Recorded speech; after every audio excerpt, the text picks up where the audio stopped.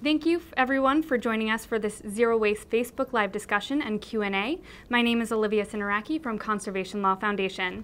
Today we're taking a peek into the messy world of trash and recycling. Here to provide us with some insights on how we can disrupt New England's and the world's waste disaster are Kevin Boudris, CLF staff attorney for the Zero Waste Project, and Sarah Levy, owner of Cleanland, a low-waste shop in Cambridge, Massachusetts. We will be taking audience questions at the end of our discussion, so please start getting all of your questions ready and submit them through the Facebook comments. With that, let's dive in. It's no secret that trash is trending.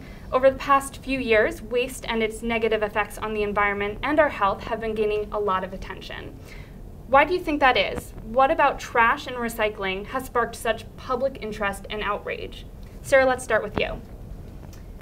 Thanks. Yeah, I think the media has done a lot to help raise awareness about this issue. I think specifically photography and folks taking photos of plastic and waste that's seen specifically in nature, and I think the photos of animals particularly really tug on folks' heartstrings. And for whatever reason, that the media has taken on this as an issue and really helped spread the word in a way that I think connects emotionally with folks. So that's one thing I've seen. Yeah. Definitely. Kevin, what about you? Well, and I think that people as a whole are really much more attuned to environmental problems these days than they were in decades past, and particularly, as we all know, to the kind of climate chaos that we find ourselves in, and particularly with media attention on it, I think that people are starting to also become aware of the connections between our climate crisis and our waste crisis.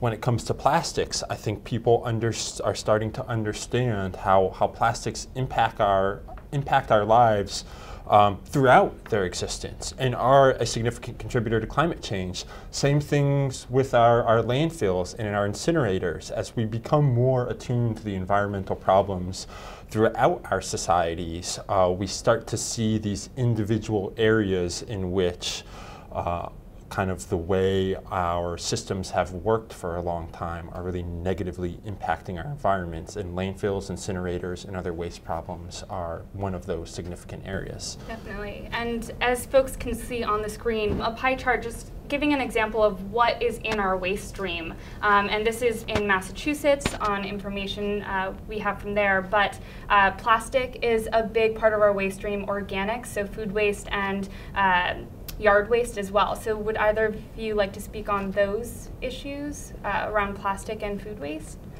Yeah, I think another reason that waste, and particularly packaging waste, has entered the mainstream conversation a bit more recently is also because of National Sword, the change in how much packaging and plastic and all types of recycling that China is importing from the rest of the world. And it's really shown a spotlight on how much the supply of plastic outstrips the demand for that plastic to be recycled and turned into other goods. So I think that's another piece of the discussion recently. And you know, you mentioned both food waste and plastic waste, and looking at the pie chart that you pulled up, you know, combined, those two parts of our waste stream are almost 45% of what we're landfilling and or incinerating. And so there is a lot of work to be done there, but on both the plastics and the food waste, there's a lot that we can do right now to divert those types of waste. And there's an additional intersectionality there that people increasingly see how much of their food comes wrapped in unnecessary plastic. Even, you know, individual pieces of produce that are wrapped in plastic wrap in stores like that. It's everywhere. And I think too, what Kevin was saying about the connection between waste and climate change, I think a lot of folks feel somewhat powerless to take any action in their lives that will impact climate change, and waste is a way that folks feel like they can take action to improve the environment for generations to come. Yeah, it's more of a tangible thing for them to kind of really hold on to. So Great. So another question for you guys, and Kevin, we'll start with you. A common sentiment is that our trash crisis is so out of control that it's a hopeless cause. But you're both working on zero waste or low waste solutions. So can you tell us what zero waste is and what brought you both into this work? Sure. So zero waste is really a reorientation of the way our production systems and our waste disposal systems work to attack that waste crisis that you mentioned. And the waste crisis is very much solvable right now through zero waste solutions like refusing wasteful products and rethinking and redesigning our systems to rely on reusable options, and reducing our waste through things like food diversion and plastic bans. We can orient ourselves using the zero waste hierarchy and start attacking this problem right now. Yeah, definitely. Sarah, do you have anything to add to that? What is zero waste to you? What does that mean? Yeah. I don't know exactly what zero waste is. I intentionally called Cleanland a low waste store because in the current system, there's a lot of trade-offs and compromises because the systems have not yet been redesigned to achieve zero waste. So I wanted folks to know that it's okay if you don't have literally zero waste, and that Cleanland is still the place for you. So I intentionally sort of use the phrase low waste instead of zero waste, with the hope of that the systems are redesigned so that we can, as a society, achieve zero waste, but it's not on the individual consumer to achieve zero waste on their own. That's great. And just on that point about it not being on the individual, a lot of the companies, let's say, that push a lot of these wasteful products on us as members of society like to pitch it as a problem with the individual. That we have a litter problem because people don't know how to recycle. That we have all of these wasteful products because that's really what people want. When that's not the case. It is not any individual's responsibility by their own to solve this problem. But through actions that we all take, we can help change the conversation around this and start to put some pressure on those companies and start to put pressure on legislators to make meaningful changes that can move us to zero waste as a societal whole. Right. And Kevin, I know that there is something called a zero waste hierarchy. Do you mind telling us what that is? And people at home can see that on their screens right now, that diagram. Yeah, so the zero waste hierarchy is really that reorientation that I was talking about, emphasizing at the top of the hierarchy things like refusing wasteful products, rethinking, redesigning, reducing. The R's that we were kind of all taught in school and we've oriented ourselves around, the conversation there is usually lacking because we think reduce, reuse, recycle, and that's just not, those three aren't enough. The picture is much bigger than that. We need to refuse, we need to rethink, we need to redesign. There's more to it than just putting your plastic bottle in the recycling bin. Definitely. So can you both give us some, short examples of like what brought you into this work? What made you decide to, help the environment, create a low waste shop? Just give us a little background. Really, I opened Cleanland because I wanted to provide something that folks could do rather than something they couldn't do. So a lot of folks ask me like, what are your tips for living a low waste lifestyle? And a lot of them are just not doing things that I used to do. And I think that casts this lifestyle in sort of a negative light and maybe not so fun. And so the idea behind Cleanland is it's something that you can do to take action instead of something that you can't do. What about you, Kevin? So I'm an attorney. And I work at Conservation Law Foundation. I've been here for about 8 months. Before I started in CLF's Zero Waste Project, I was an attorney working for a different nonprofit organization bringing citizen enforcement suits against polluting facilities who were breaking laws like the Clean Water Act.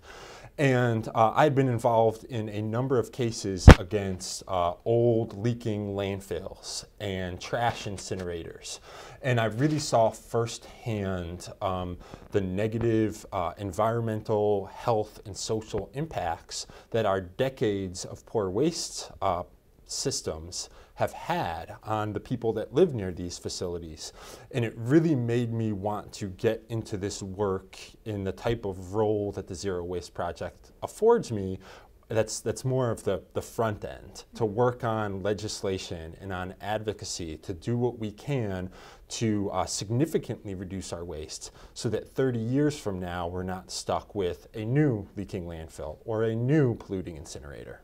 Yeah, and I'll just add to that too that, I think my own changes and our individual actions, it sounds like we both were doing like individual type of work and then trying to essentially pool resources and our sort of collective voices to make a bigger impact. So like working on legislation gets folks to work together and use sort of their civic engagement to make change, and then Cleanland, my individual choices to, not buy a cucumber that's wrapped in plastic has that individual impact, but by pooling all of our choices at Cleanland, we can divert funds and support businesses that are already taking responsibility for their packaging.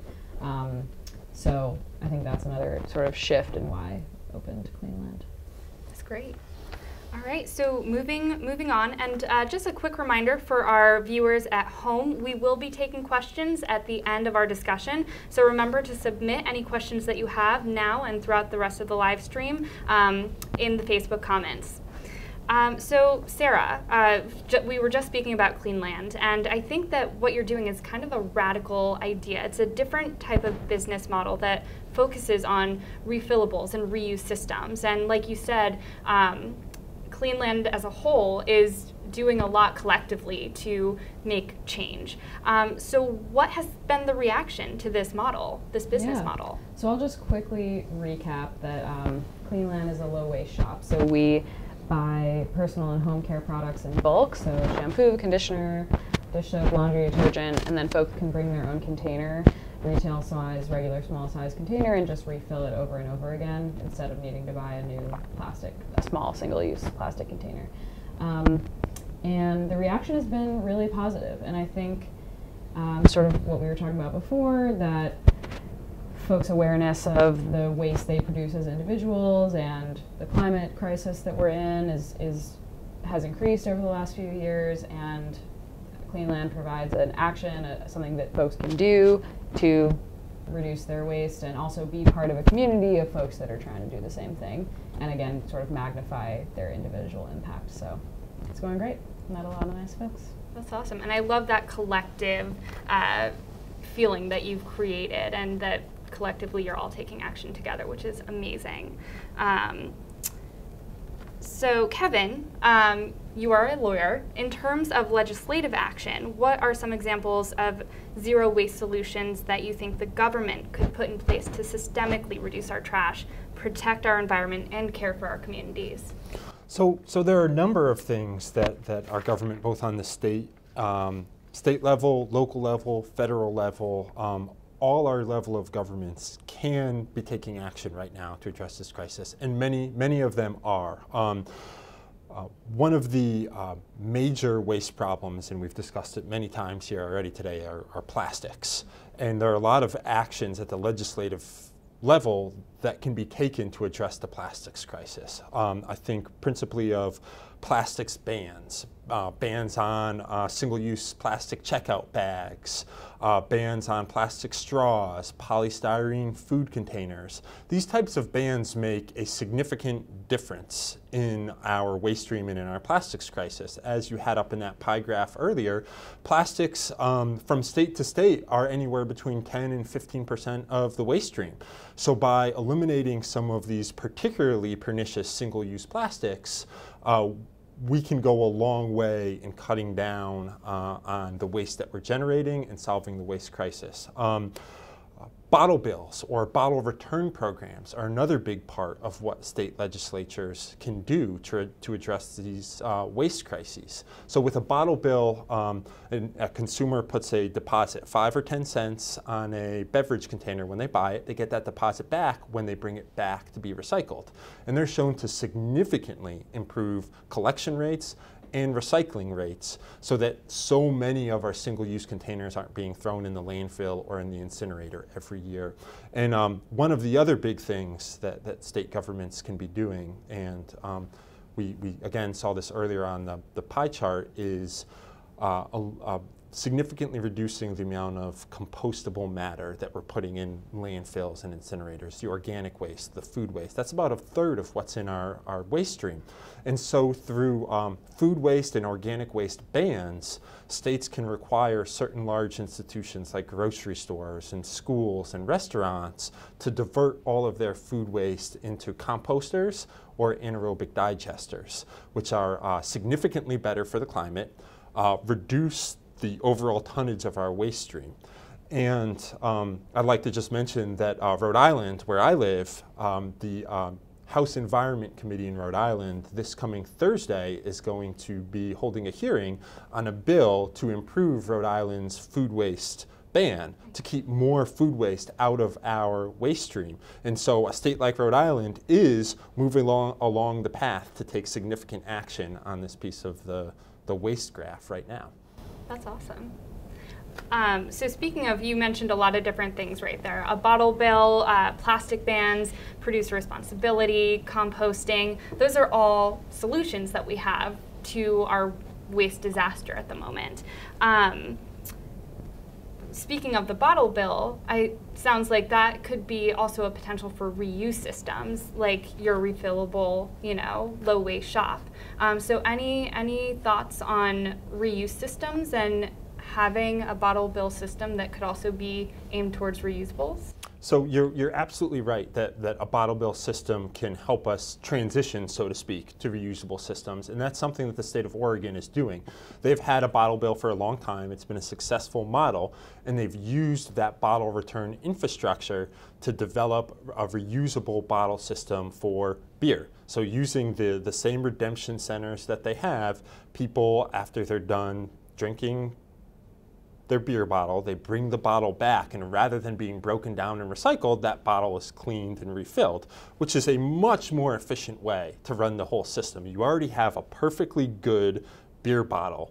Why break it down and recycle it when you can just use it again? Yeah. And we know that the companies that provide all these single-use packaged goods in the US can do this refill system because that's what they have in Europe. So if you go to Europe and you go, especially like to an office building or somewhere, they have a crate of juice in a glass bottle or beer in a glass bottle, and when you're done with it, you just put it back in the crate. And then when the delivery person comes to drop off the next shipment, they just pick it up. So, and it's Coca-Cola, it's the same brands. So they definitely have the ability to do it, and we as consumers and citizens in the US just need to demand that they do it here too. And we also know they can do it because they used to do it here in this country. Decades ago, before they all transitioned to these throwaway plastic bottles, Coca-Cola had glass bottles, and you had to bring your bottle back, and they would refill it. So if they could do it in the 1950s, they certainly can do it today. Yeah, same with the milkman. Milkman, yeah. And definitely in terms of clean land and this refill, I take no credit for this idea. This is just how things used to be, and it's really just a matter of remembering how we used to do things before single-use plastics sort of took over.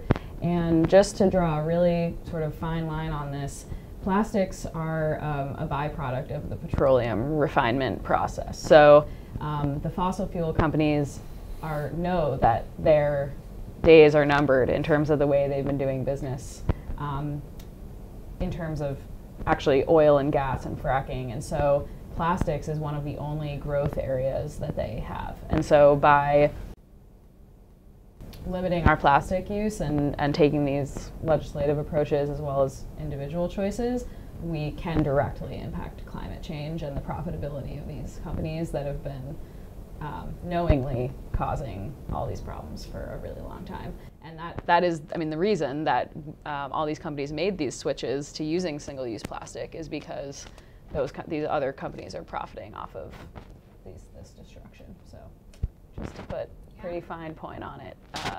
Yeah, that's a great point to make. Play. Definitely. Yeah. And on that point, one of the reasons that plastics are so cheap, that these single-use plastic bottles are so cheap, is because they're subsidized by that fossil fuel industry. And all the real costs of these single-use plastics are hidden elsewhere in society, because it's not these companies that have to pay the costs for all the health problems that come with that come for the people who live near the fracking wells and the petrochemical facilities that refine fossil fuels into plastic resins, and the incinerators that burn those plastics. We as a society are carrying all of those costs for the fossil fuel and plastics industries.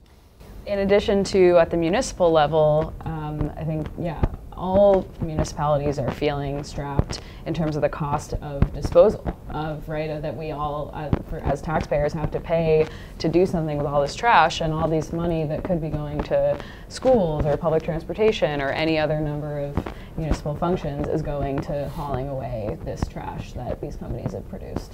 So definitely gets us all worked up thinking about the system, but yeah, great to be talking about some solutions too. Yeah. All right.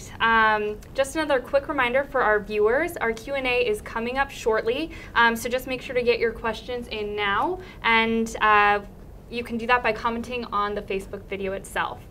So just one more question for you guys before we get into our Q&A section. And I'll start with you, Kevin. As you both work in different areas of zero waste, or low waste for that matter, I was hoping you could each explain why this work is critical for protecting not only the environment, but also the health of our communities. So we, all too often, we think that when we throw our packaging, our food in the trash, it just disappears. Out of sight, out of mind. And that is really not the case. This waste ends up in landfills that leak and contaminate drinking water for people that live near those landfills. Food waste in the anaerobic environment in landfills generates methane, which is a significant driver of climate change. Or all of this waste ends up in incinerators or new technologies that are as equally harmful, like gasification plants and pyrolyzers. And these emit pollutants, highly dangerous pollutants like dioxins and PCBs and mercury and lead. And they also have a significant impact on climate change through the greenhouse gases that they emit. And so we have to remember that our waste doesn't disappear when it's out of our lives. It has impacts decades into the future on the communities that are forced to live near the landfills and near the incinerators. And it's important to emphasize that those impacts of landfills and incinerators, and the impacts of plastics production and the production of other single-use products, the costs there are not borne equally. People of color are significantly more likely to live near a petrochemical plant that's manufacturing plastics, or an incinerator that's burning those plastics. So our waste crisis isn't just a pollution crisis, it isn't just a climate crisis, but it's also an equality and equity crisis. And so the more we can do as a society to significantly lower our waste, the more we can do to promote a clean environment and an equitable environment.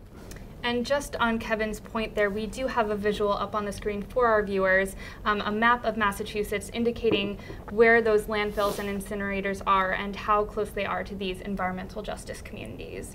So, Sarah, do you have anything to add on that front? I think Kevin nailed it. Okay, great. Well, with that said, we will turn to our viewers and their questions. So let's start. We have a question from Kenneth. Plastic is only 14% of waste, but can you comment on its dangerous impact? I assume it's more detrimental than the 32% of organic waste. Any thoughts on that? So it's a little hard to compare apples to oranges, which type of waste is more detrimental to another, because the organic waste, particularly when it ends up in landfills, is significantly problematic because of all the methane that it produces in landfills. But plastics are a huge problem, again, throughout their life cycle, from the extraction of fossil fuels, the transport of those fossil fuels, the refinement into plastic resins, and then all of the plastic that ends up in our food and in our water because it's wrapped around everything that we eat and drink, and then the climate and pollution impacts of that plastic when it's burned. So Kenneth is absolutely right that plastic does kind of have an outsized footprint when it comes to its impact on our lives and our waste stream. Even though it's only between 10 and 15%, it's the importance of getting the plastics out of our products and out of our waste stream is paramount. And I think the other reason to focus on plastics is so many of them are just totally unnecessary. There are contexts where plastics are super useful. In the shower, you don't want a glass bottle to break. In medical contexts, there are good uses for plastic, but so much of plastic's ubiquitousness is driven by these corporate interests that we were discussing earlier. And so really the focus is reducing unnecessary use of all these materials more than just the use of the material itself. Great. Awesome. Moving on. Next up, we have a question from Maria. What % of paper can be recycled and or composted? Any insights on that? No. What %? I mean, definitely the more of those films and sort of additives on paper make them not compostable or recyclable. So cutting down on those is great. I think the other thing that there's been a lot of controversy over are the Tetra Paks, or like milk carton type materials. And what I learned is that those have never been recyclable, that they just essentially lowered the quality of the paper pulp mix that was produced from mixing those Tetra Pak containers with all this other paper material. But it used to be that level of contamination was acceptable, but as a result of National Sword, the change in the requirements for recycled stock entering China, they're too contaminating now. And so they never were recyclable, but we thought they were. So that's maybe one of the reasons that's questions coming up. Yeah. And it highlights one of the big problems with our waste system, and in particular our recycling system, is that it's very confusing to know what can be recycled and how you're supposed to recycle it, particularly when you have things like the Tetra Paks where you have different kinds of materials being combined. So what is this? Is it paper? Is it plastic? And what do I do with that? And even if I am supposed to throw it in the recycling bin, is it actually being recycled down the line? Because particularly, one of the things that the China sword policy has exposed is that much of what we're putting in our recycling bin doesn't end up being recycled. It goes in the bin, it goes out to a materials recovery facility, but it isn't turned into a new product. And that is one of the significant ways in which our recycling system is really broken. Definitely. And I think also going off of that, we used to have dual stream recycling, and now we have single stream recycling, and that's part of the problem as well. Yeah. Yeah, absolutely. And a return to multi-stream recycling would be one of the ways in which we can improve our recycling system. If paper were separated and if glass were separated, that would have a big impact on the efficiency of the way our recycling system works. Awesome. All right, let's take another question. Here's a question from Ray. Where is recycled plastic trash being sent and processed these days? So that's a good question. Again, with the China sword policy, prior to China sword, much of our combined plastic waste was just being shipped overseas. often to China, sometimes to other locations in Asia and Southeast Asia. And it is difficult to track where all of the different types of plastic are going after we've put them in the bin. So unfortunately, I don't have a good answer to that because I, like many of you, don't know what happens to our plastic down the chain and where it's actually being recycled.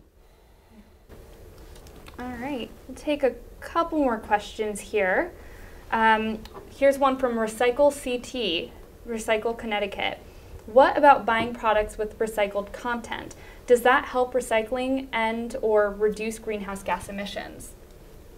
Yes, definitely buying products that have recycled content is really helpful because it creates that market that is necessary in order to have our recycling actually get recycled. So whatever amount of plastic that we do need to use, if we can recycle it and create a market, that's ideal. The best thing to look for is post-consumer recycled, because that means that it actually was used by someone and then recycled, as opposed to using essentially like scrap material from other manufacturing processes, which is good, but doesn't create exactly that market that we're talking about. And this is one of those things that's an excellent driver of change of the sort that Sarah was mentioning earlier, that if consumers are out there buying products that have post-consumer content in them, and as states, we can enact legislation that forces certain materials sold in that state to have a minimum recycled content. It's a way to push those corporations that are manufacturing these products to do everything they can to support our recycling systems so that they have the recycled content that they need to be able to make the products that people are buying. And I'll just give one example quickly.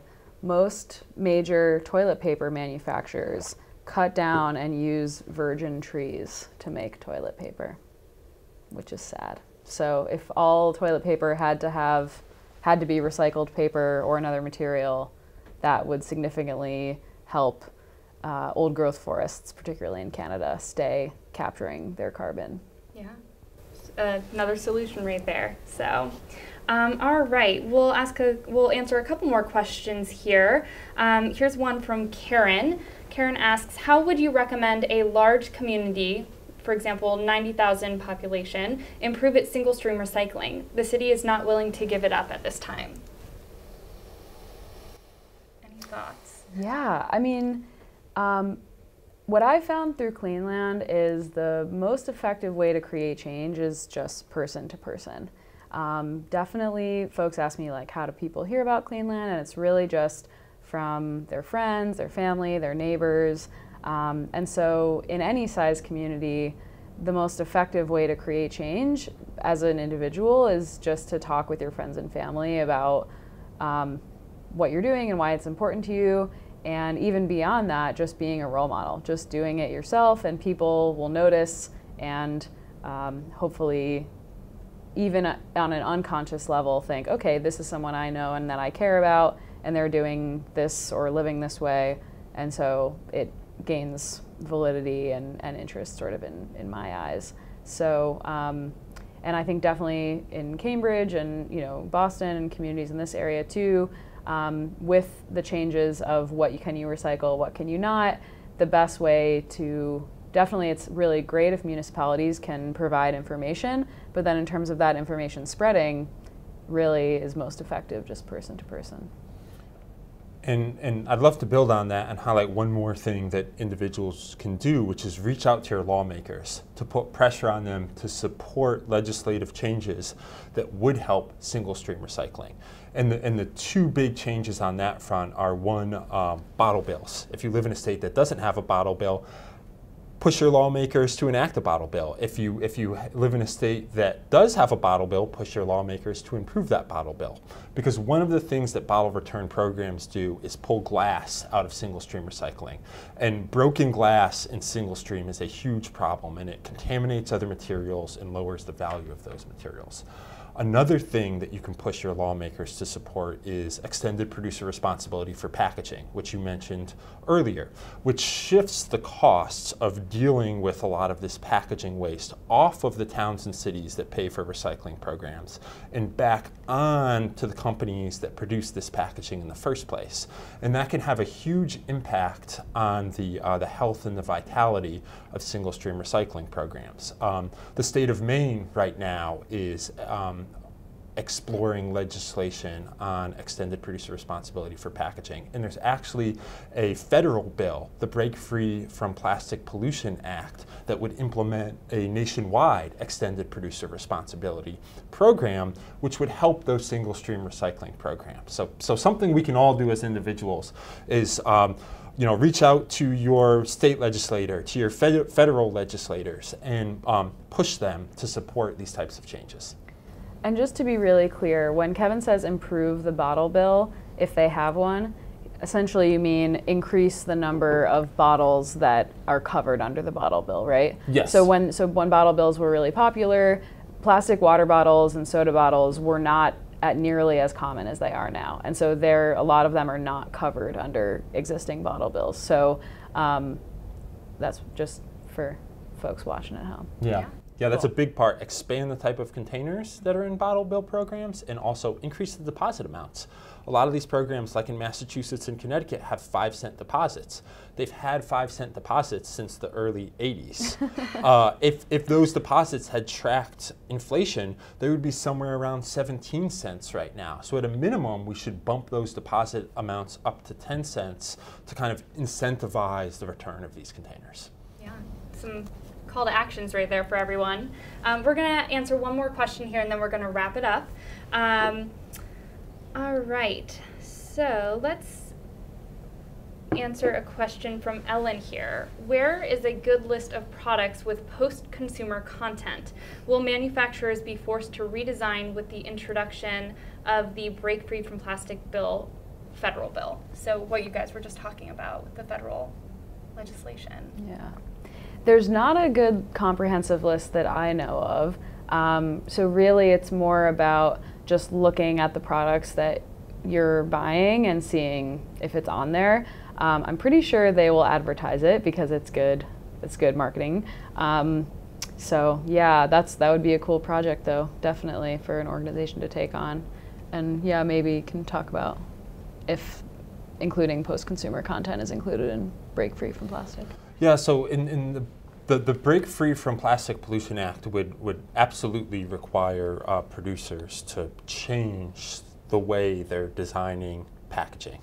And that is among the most important parts of the legislation because as we've been talking about all afternoon here, these are important things. Cutting down on the amount of plastic waste and packaging waste is a very important part of solving our waste crisis. And if the Break Free from Plastic Pollution Act were implemented, it would be a big driver of that change. And if it isn't implemented, there's a lot that individual states can do to make up some of this ground while we wait for our federal government to get its act together.